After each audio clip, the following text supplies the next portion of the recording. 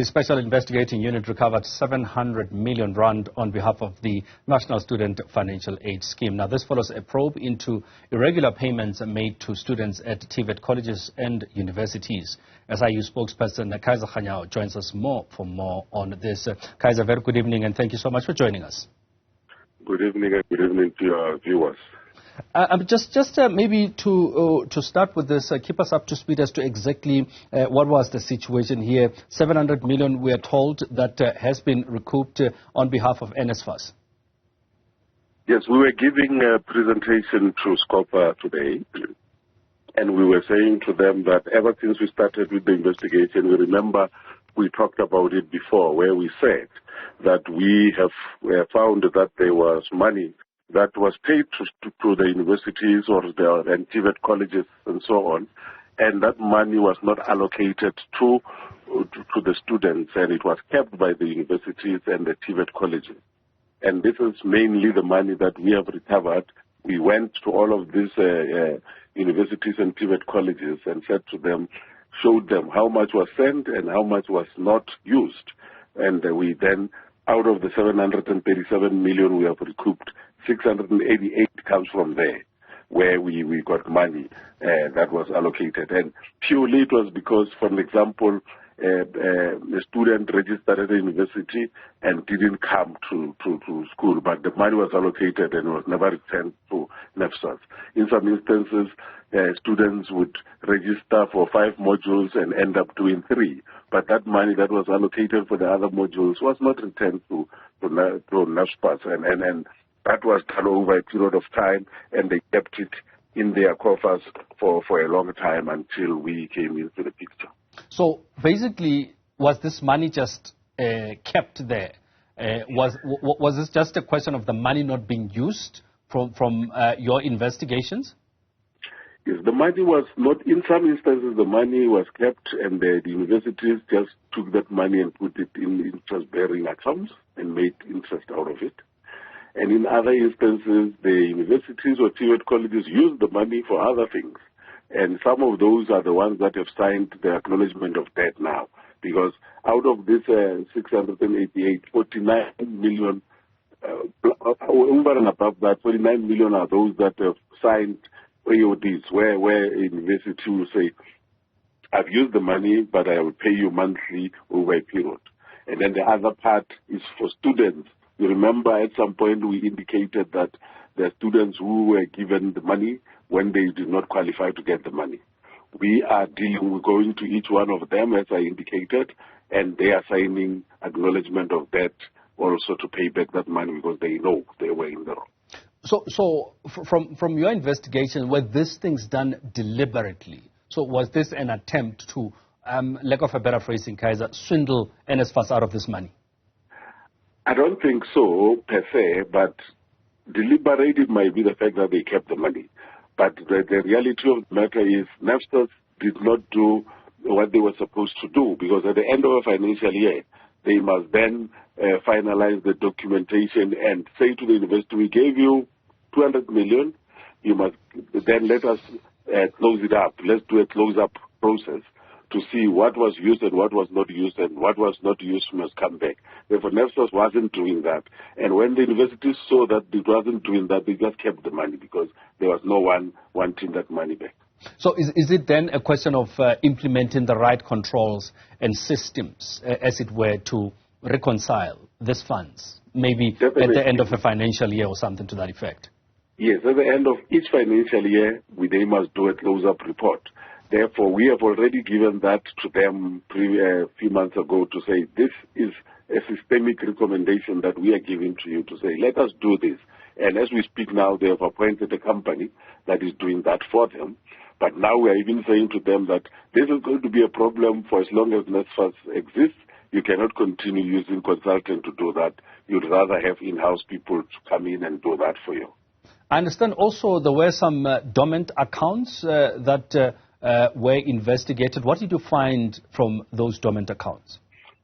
No, in the dormant accounts, there was a lot of, because we were not only investigating what I was talking about, we were also looking at other things that were there, where they were e-wallet vouchers and in the payment systems. And they call that system cell packs. And when they put money there, then this money will just remain in this dormant account.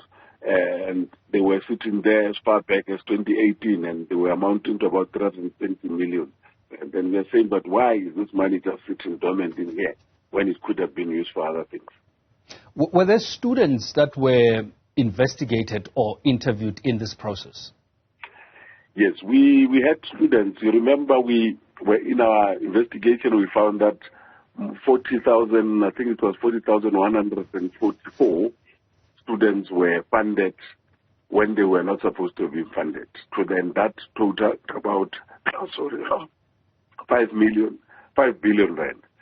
Therefore, we then went to each one. So far, we have engaged about just over 4,100 students, where we are saying to them, you got this money throughout this period, but you never qualified for it. And then their parents are signing acknowledgement of debt, and they are paying, they are going to pay back. And that is accounted in the 49 million that we have recovered, separate from the 688 million from the universities. And I mean, you did say that there was a specific after the investigation target that you looked at. Are you still doing more investigations into some of these institutions? Definitely, we are. This 688 million plus the 49 million is just by the tip of the iceberg. We're going to be getting some more of these universities. In some instances, we're still doing thorough investigations, but we're also going to go after the remaining over about 36,000 students that we still have to engage. And you must remember, when we engage one student, we are not only engaging one person, we're engaging the person and the parents, which basically means when we have done 4,100 students, we have done 4,100 average times 3 of the interviews. You spoke about acknowledgement of debts that have been signed. I mean, what are the terms and conditions of those acknowledgements of debts, or do they differ from case to case? Yes, they differ from case to case, but the basic principle is to say this is the total amount, this is how much you need to pay with interest, this is how much you can pay over a certain period.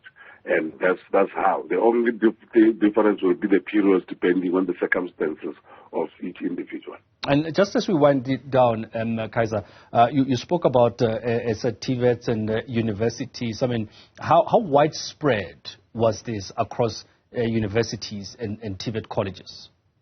No, it was really widespread. I'll just give you a simple example of amounts that were paid back from TVETs and universities so far, where we have got West Coast College paid 5 million, Northlink College paid us 33 million, Walter Sisulu University paid us 19.9 million, Nkangala TVET paid us 342,000, University of Johannesburg paid us 311 million, University of Zululand 58 million, University of Pretoria 200 million so far. They still have to pay some more.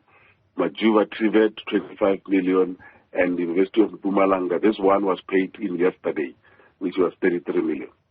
So you spoke also about some of these universities or institutions that had put this money into interest-generating accounts. What happened to that interest? Yes, we because there are 3 categories of that. Those that had put it in that, we would then want that amount plus interest, because the interest was supposed to go to NSFAS. And then there are instances where people have used it. When they have used it, we say to them, listen, if you did not have this money, you would have gone and loaned this money with interest. Therefore, you must pay it with that interest that you would have loaned it with, and so forth and so forth. Kaizer Kganyago, let's leave it there. Thank you so much for taking time to speak to us. Appreciate your time. Kaizer Kganyago talking to us there on behalf of the SIU, talking to us about the amount of money that has been returned to NSFAS that was found to have been irregularly given to different institutions and students alike.